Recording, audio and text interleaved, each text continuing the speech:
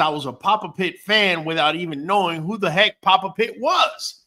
Back in Miami in the mid-'80s, they were bringing these big blocky dogs and whatnot. And next thing you know, Papa Pitt, and I'm like, people just looking at each other like Papa Pitt. Like back in the days, no internet, none of that stuff. And look, man, you fast forward 40 years and here we are. Listen, without further ado, man, let's bring in the man, the myth, the legend, Papa Pitt. What is going on, man? Hey, how's it going, Bully World? It's always glad to be on the show with Raul and the group here. I always enjoy myself. It's always a great show. So let's get this thing going, you guys. I'm looking forward to it. Well, hey, we already started, Papa Pitt. Listen, before we came on the air, you were talking to us about there is legislation going on in California. Those of you located in Cali, you need to listen closely. There's legislation coming on. You break it down, Papa Pitt. Well, so far it's only been in our county. They started a heavy breed ban on all dogs. They're saying that the shelters are all filled, and I understand that because there's a lot of overbreeding going on. But anybody in my area with an intact dog is going to get a $1,000 fine for every dog in your yard. Plus, you will get fined on top of it. And they give you very limited time to move the dogs out or whatever you got to do. So it's kind of a heartbreak what they're doing. But on the other side of that, I can understand because there's a lot of breeding going on. And there's people breeding some dogs that are more mediocre than of quality. So that happens to me because everybody thinks they're going to make a lot of money on this. But it's far from the truth than you can imagine because there's a lot of work that goes on in being a kennel owner and taking care of animals. It's not just selling a puppy once in a while because it's very costly. Feed, vet costs, and everything. So it's kind of a heartbreak that they're coming at us that way instead of developing some other way to curtail this problem because I don't think they have enough people to really mandate this because there's people all over the valley with dogs. It's the biggest thing out here. Everybody has a dog. And when you're in the country, you're in the city around here, everybody has dogs. So, but it's still a heartbreak because they'll what they're trying to do. So, I hope this thing fixes itself.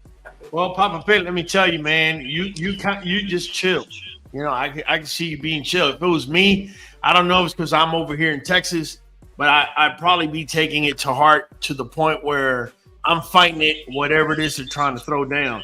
But you know your neck of the woods better than I do. And if you're seeing a lot of people breeding and, just creating dogs for the sake of doing so, then, hey, that's your point on it. Hey, Mike, in your neck of the woods, do they have any type of legislation like that going on? No, they don't. Arkansas, we don't have just an abundance of breeders here. We do have a lot of good dog breeders in Arkansas, but we just haven't had an issue with it to the point where they're doing any kind of restrictions. I don't think here we don't even have like X amount of dogs per camp or, I could have 50 dogs here if I wanted to. They don't have any kind of limitations like that. No, yeah, where I'm at is 3 dogs, period. This has been like that for years. That's all they're going to allow you to have. Well, Papa Pitt, it sounds like you're going to have to talk to Mike. I know he's got a good bit of land over there and see if he could lease you a piece of his land. And, there you go. Get on over there. Hey, listen, I got some questions for you, Papa Pitt, man, because let me tell you something, man. If there's a walking legend amongst us, it's got to be you. You're the longest tenured judge. What? I don't know about UKC or AKC, but definitely you're up there in the ABKC. Yeah, I started judging actually like 2003, 2004. But I've been dogs all my life, but seriously judging, I still remember some of my first shows, so I've been doing it for a little while. I've been doing it for a minute.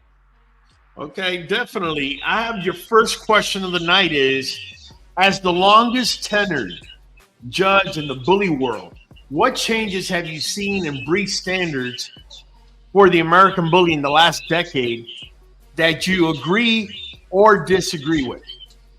That's a great question because when the bully registers were established, it was actually meant to be for an extreme dog. And at that time, a lot of your extreme dogs were coming out of California, especially Southern California. So then all of a sudden they start bringing a lot of people that were, well, in progression, when the shows that first started happening, they were just the males on one side, females. Then it became very competitive, and I was very involved on developing a lot of stuff that you see in the show ring today. And I didn't reinvent the wheel. A lot of stuff I took from other registries that was going on, but I knew it was coming in the American Bully, because if anybody knows, this has to be the fastest growing breed in the history of any kind of canine. And when it started out with the extreme dogs, and then a lot of show people started crossing over from like UKC and other, venues and other registries, and they started focusing more on the structure of the animals, and that's a good thing. But the whole intent of this thing was supposed to be for extreme, so it went from extreme to very well structured and more classic type looking dogs, and now it's made full circle. It's coming back to having extreme dogs, and I agree with it. I like what I'm seeing out there. I'm saying, so long as it's kept healthy and within the means of decent, not making a terrible dog, I like what I'm seeing out there. So I like what I'm seeing out there. And then as far as like the new era of the exotic, I'm trying to get in there with these people, and I'm trying to help them out as well. I'm doing some of their shows because, when I first came into the bully community, I took a lot of heat from the AKC and the UKC because that's where I started at. So now it's ironic because now I'm going and I'm helping some of these people in their exotic shows, and I'm getting the same kind of flack that the original bully guys got, right. and I feel like I was a big contribution into getting the American Bully where it's at today, with some of the ideals and things that I worked with a team on. I never did anything by myself. It was the team. I put together a nice team when I was there, the senior judges and so forth. And I liked it that way. That way, I had a committee. That way we could, more minds to reflect on what we had to do as far as making the breed what it is today.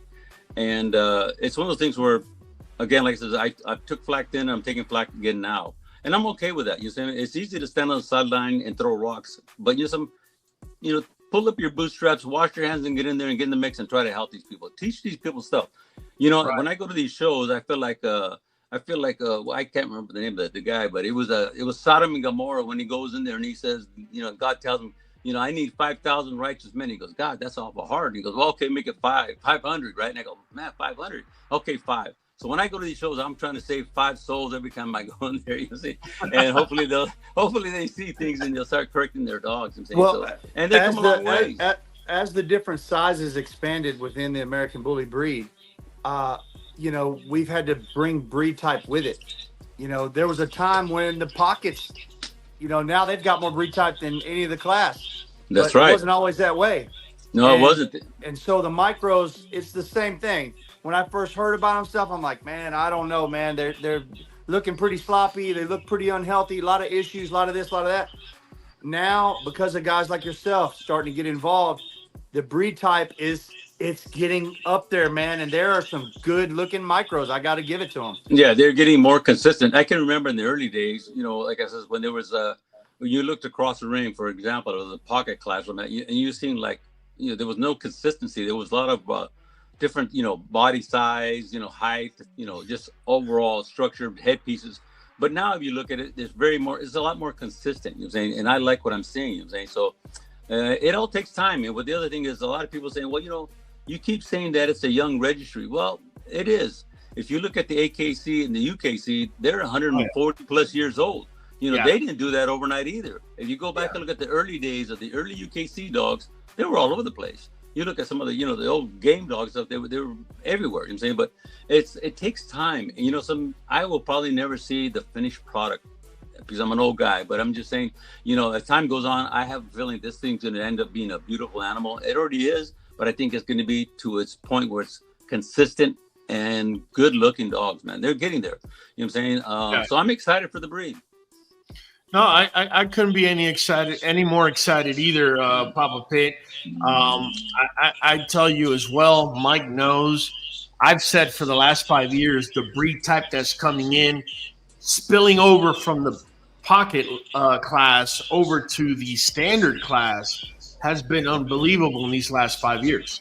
Yeah, I agree. And, I've had quite a few breeders reach out to me and tell me, I want to get old school blood and this and that. And sometimes I've had to tell them, like, I don't think you comprehend. Getting that old school blood in some cases is going against the evolution of that very blood. because that dog that is a great grandfather to the pup that you currently have now or that you can acquire, that has been brought in, and whatever I don't want to say impurity, but whatever that wasn't pure was taken out on its way to creating the generations that came from it. And so what I tell a lot of new breeders is right now, the dogs you're seeing now that carry breed type, that are healthy, that are health tested, and are good to go, blow out 99% of whatever old school blood you have out there. I'm not trying to take a shot at the old school. It's just that it has been molded into a better product that we're seeing now.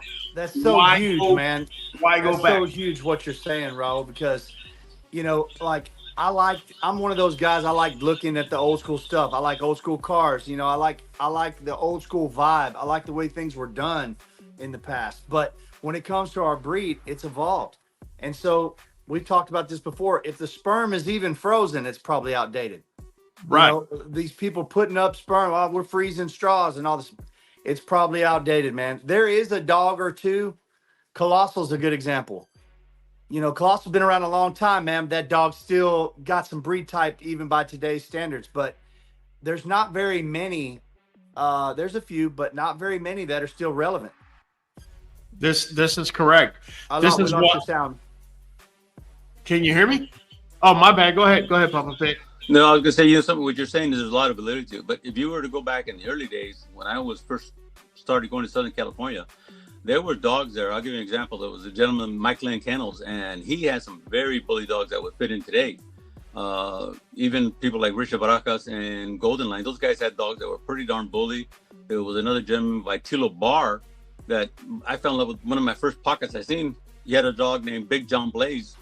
And I fell in love with the dog, man. And there was another guy locally that before I even heard about, American Bullies, his name was Junior. And he was, I swear to God, they must have crossed a red nose or something, because he was a red nose. He had a head like a pumpkin. He was maybe 15 inches and just shredded, man. And these are dogs that were way before the term American Bully was even given birth, you know what I'm saying? But they've been around. It's just like, but what you're saying is true. There was not consistency, but there are, and you're right also saying by saying there was a few of them that could fit in today, and you're absolutely right. Too many people, they chase some of this whole stuff. And the other thing that people don't realize, and I'm going to get in trouble when I say this, but everybody says, well, man, I got, 15 times DAX or something. But how far back is that? And they're going to say, well, there's a coefficient, there's a Punnett square and all this stuff. But, it's like a shot of tequila, man. If I keep adding water to it, eventually it's going to be water. It's not going to have the same thing as old Grand Patron, you know what I'm saying? So it's one of those things where, and a lot of people will disagree with me, and I get it. But the thing is, though, after so many generations, that look has been refined and redefined. So yes. It doesn't carry the same strength as it did. You know what I'm saying? So the other thing is, and excuse my language, some people say, well, I got 10 times this and 10 times that, but 10 times a piece of shit times another. Damn! Put your glasses back on. Man, hey, I couldn't agree with that more, man. I'm sorry, I had to put it that way, man. That is the right way to put it, though. And the thing about it is, there's been so many beautiful modifications to our breed type and to our breed, and so like there are some exceptions, like you said, like I was saying earlier. But for the most part, we don't need to be going back. We need to be moving forward. I agree with you. I agree with that. And there's so many beautiful dogs out there right now. If you're looking for stud dogs, there's a ton of gorgeous stud dogs out there right now. You know what I'm saying? But again, like I said, they're out there. But my thing is, I think a lot of people neglect the females, because I think honestly, I think great females make the program, dude. You know what I'm saying? We both Without agree the girls, with you. Man, you ain't making nothing, bro. You ain't making bread, man, if you ain't got the girls. Hey, Blueberry, Lee Foster saying Blueberry's the best pocket I've ever seen. I got news on Blueberry. Today we got blood on our girl. And today Blueberry lost his virginity. So hey, all right. We got things going in the right direction. He is a beautiful dog. I have this question for you. Okay. What's the biggest controversy you've witnessed in dog showing, and how has it impacted the bully community in your view? And as far as the biggest controversy in dog showing, it was the establish of the American Bully. People thought that this was the craziest thing ever. It was never going to take off. They thought it was just a fad, some kind of a joke. And guess what? It's here today. It's probably one of the breeds that has grown. They got to be in the history books and the record books. For the fact matter, it grew so fast that it was a rocket ship. So I think that is the biggest controversy in the dog world. I'm saying, and I think it's not over. I think it's going to keep progressing, and there's going to have spin-offs of this and that. So, I think there's a lot to come yet. Okay, I agree with that, man. I agree with what you're saying, in that we have only seen the first evolutionary stage, I want to say, of the American Bully, because we're looking at stability and for everything to gel in all the classes. The American Bully XL is still not there. There are some American Bully XLs that look phenomenal. Don't get me wrong, but we're still across the board. We're just not consistent. We're putting a lot of pride behind the American Bully. It's becoming such a patriotic thing. It really is.